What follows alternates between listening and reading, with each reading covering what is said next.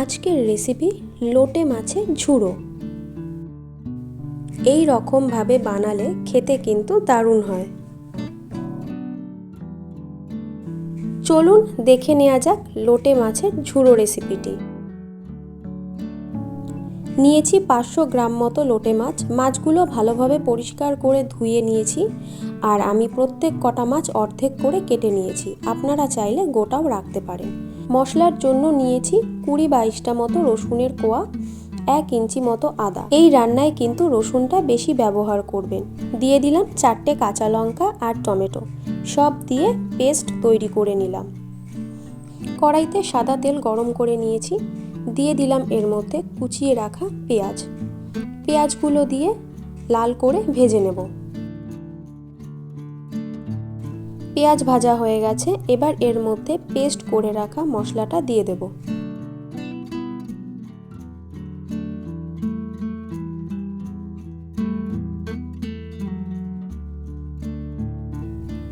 দেব এর মধ্যে জিরে গুঁড়ো, একই পরিমাণ ধনে গুঁড়ো, হলুদ গুঁড়ো, রঙের জন্য দেব লাল কাশ্মীরি মরিচ গুঁড়ো, আর দিয়ে দেব স্বাদমতো লবণ। সব মশলা দেয়া হয়ে গেছে। এবার মিডিয়াম ফ্লেমে 5 মিনিট মতন মশলাগুলো কষিয়ে নেব।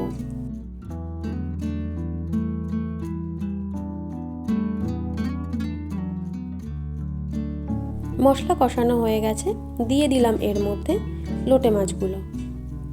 মাছটার সাথে ভালোভাবে মশলাগুলো মিশিয়ে নেব। গ্যাসের ফ্লেম মিডিয়ামে রেখে এবার আমি ঢাকা দিয়ে রেখে দেব। 2 মিনিট ঢাকা দিয়ে রাখার পর ঢাকনাটা তুলে নিলাম। মাছটা কিন্তু সেদ্ধ হয়ে গেছে।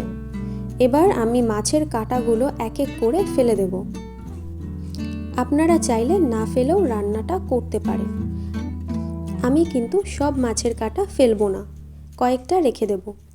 আপনারা যারা মাছের কাঁটা একদমই পছন্দ করেন না, তারা এই রকমভাবে খুবই সহজে মাছের কাঁটাগুলো ফেলে দিয়ে করতে পারেন। আর অবশ্যই এই সময় গ্যাসের ফ্লেমটাকে কিন্তু লোতে রাখবেন।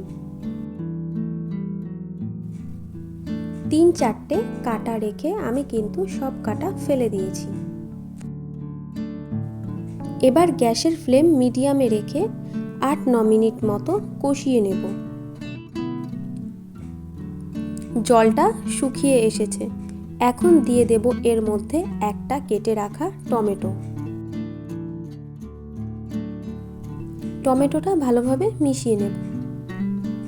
গ্যাসের ফ্লেম লোতে রেখে 2 মিনিট মতন ঢাকা দিয়ে রেখে দেব, যাতে টমেটোটা সেদ্ধ হয়ে যায়।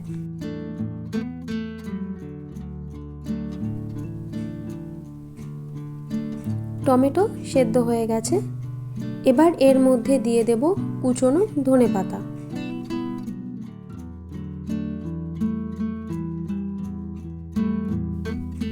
ধনেপাতা দিয়ে ভালো করে মিশিয়ে নিয়ে নামিয়ে নিলেই ব্যাস তৈরি হয়ে গেল লোটে মাছের ঝুড়ো। রেসিপিটা কেমন লাগলো অবশ্যই কমেন্ট করে জানাবেন। আরও রেসিপি পেতে আমার চ্যানেলটিকে সাবস্ক্রাইব করে পাশে থাকবেন।